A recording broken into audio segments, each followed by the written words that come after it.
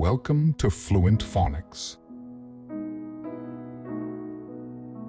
Today we will focus on mastering the pronunciation of the word coarsely. Coarsely. Coarsely. Coarsely.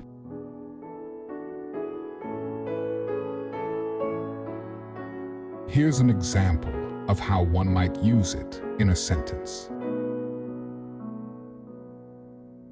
She chopped the vegetables coarsely before adding them to the soup.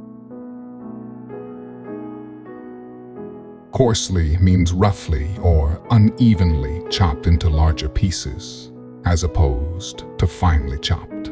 It describes a rough or crude texture or appearance.